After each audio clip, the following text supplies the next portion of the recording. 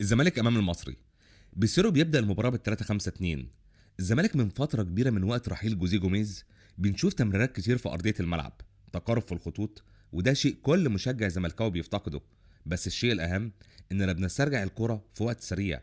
ولكن الاكتشاف الاعظم معايا في المباراه اننا بنمتلك جوهره في ملعب الزمالك اسمها محمد شحاته.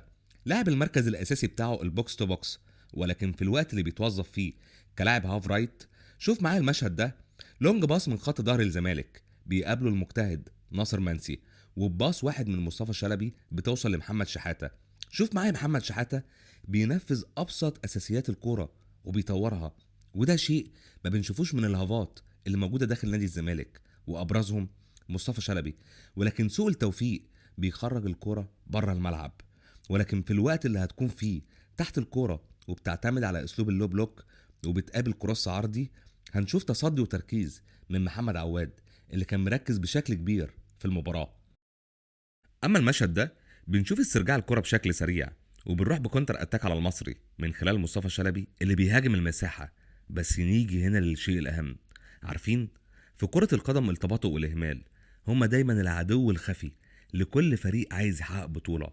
الاهمال، اهمال التمركز، اهمال تنفيذ التعليمات، اهمال الرقابة.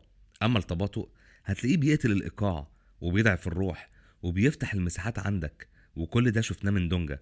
دونجا بالنسبة لي هو قنبلة موقوتة داخل ملعب الزمالك.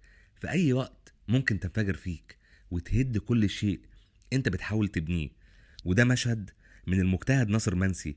لو كانت الكرة دي اتحسبت أعتقد كان هيبقى هدف الأسبوع، ولكن بيتدخل بسيره بتغييراته ويحول الاسكواد من اسكواد بيحاول يستحوذ على الخطوط في بعض الأوقات لفريق تحت الكرة في الوقت اللي اعتمد فيه على الجزيري وإيشو وبيسو وميشو. مدير فني ايامه معدوده داخل الزمالك، هو وبعض اللعيبه في الملعب، وكتير ممكن نعد. اعتقد ان المفروض يحصل اعاده هيكله لسكواد الزمالك، ومش بس سكواد الزمالك، للجهاز الفني بالكامل.